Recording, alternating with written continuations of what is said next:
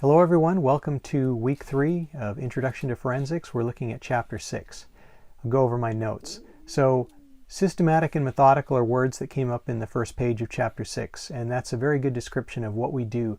We're slow, we're careful, we're thorough. We can't be rushed because you only get one opportunity to do the crime scene, so you have to do it correctly. You can't go back and check it later because the crime scene has been released, other people have been there, and it's probably been contaminated, so that wouldn't stand up in court. So we want to do it right, so we are again very systematic and methodical, because that way when we're in court, we're describing our scene, we're not taking sides or opinions, we're just describing the facts that we see there. And very important, we've talked about exonerating the innocent and convicting the guilty, so we have to do our job and it has to be very careful and thorough. Next on here, we're going to be looking at priorities of life. So those are hostages, innocents, then officers, then suspects, then evidence. So note that officers are right there in the middle. We've got two things that are above officers, and then evidence is the very last.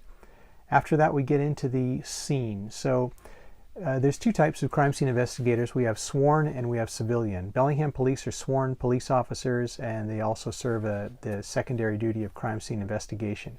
So you're probably, as a Bellingham police officer, crime scene investigator, you're going to go to the same call together. Say you're going to a hot call, and then you want to make sure that you go through those priorities of life when you're dealing with it.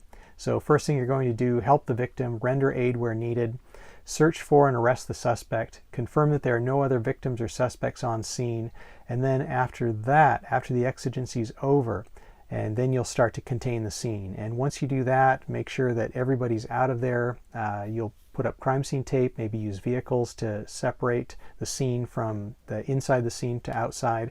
And then just make sure everybody's away. You're going to find that there's tons of people that show up at these, especially big scenes, and you go back to what we talked about last week was with our Locard's law and the theory of transfer.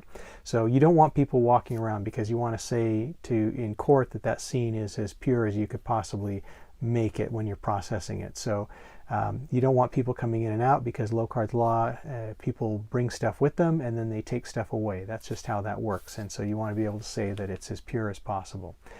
Next thing you're going to do is have a briefing when you have other crime scene investigators show up, and you're going to talk about what's going on, what happened, what you're going to need to do. You're going to divide up the work.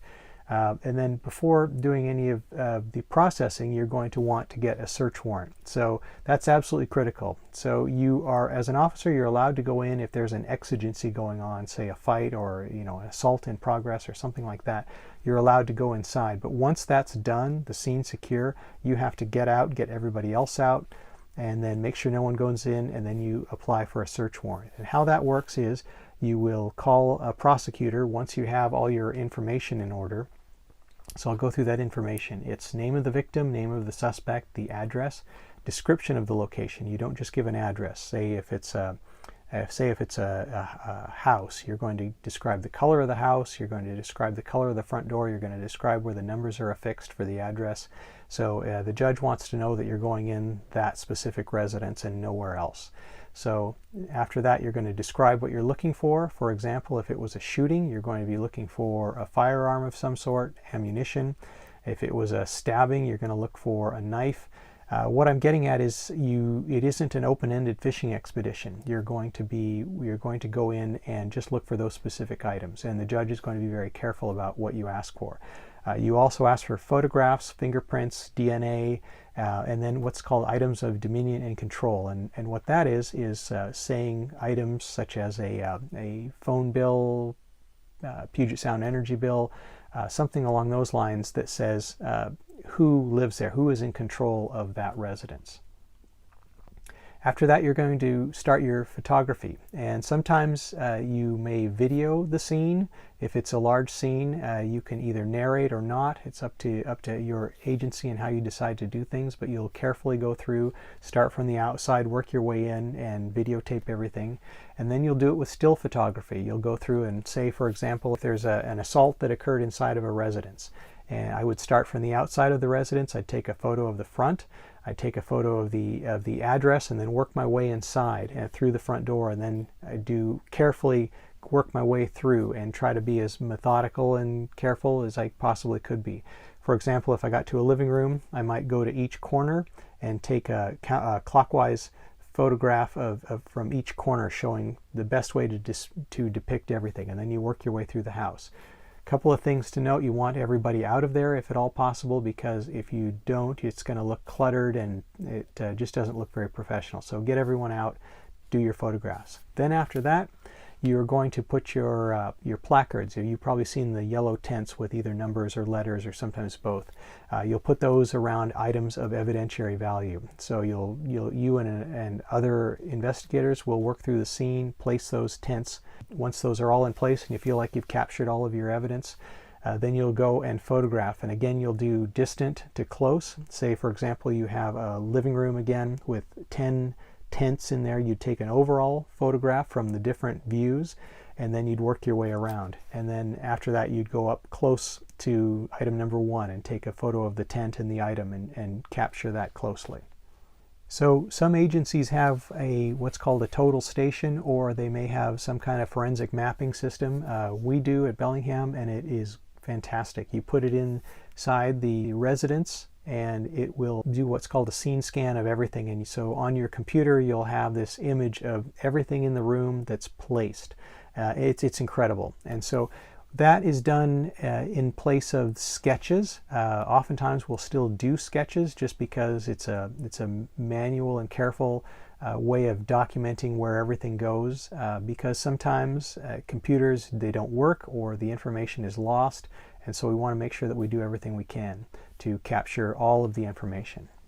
Once it's been documented as to the exact location of each item inside the residence, and let me pause for a moment and say, you may be asking why we have to do that. Well, potentially we may have to recreate the scene for court purposes, and so we have to do this accurately and as exactly as possible. So that's why we do that. So once that's been done, then we start to collect the evidence. Again, we'll go back to methodical and systematic. You very carefully collect the evidence. For example, you'll have your rubber gloves on, but you'll put on a fresh pair of rubber gloves, and then you'll pick up evidence item number 1. Say, for example, it's a shell casing. You will mark an envelope, a large 8x11 envelope, put that in there, and then describe write on there in item number 1 what it is and which room you found it in, and then you'll carefully place it off to another area. Then you take off those gloves, put on a fresh pair of gloves, pick up item number 2, do all the same thing, fresh pair of gloves, number 3, fresh pair of gloves, number 4. It's super slow. Don't miss a change of gloves. You don't want to be able to say, or if the defense attorney asks you if you didn't do that, you don't want to be able to say that you did not do it, because then it would look like you're in potential for cross-contamination. So you want to be very careful about that. Once all the items have been collected, then you take another round of photographs going through how you left the scene. And in that, you're going to have your copy of your search warrant, a copy of the certificate of search, and then the list of the items you've collected. You're going to take a photograph showing all 3 documents that you leave on scene, because you always leave a copy after serving a search warrant. Before leaving a scene, you're going to want to consult with everybody and possibly check with the prosecutor to make sure that there's no further items that need to be collected or documented. If there is, you generally can't go back and get it. You get one chance to do a crime scene. So you want to make sure it's done right. So check with everybody, make sure you can release the scene. And if, for example, you have to shore up the front door because maybe that was damaged on the initial entry, or you'll have to take care of that at that time, because you are responsible for that scene and you don't want to leave it such that people can come in later and take things from the residence. So you want to make sure that it's secure. That's a fairly quick overview of this chapter, but please go through and take a careful look, because there's different types of search methods that are important.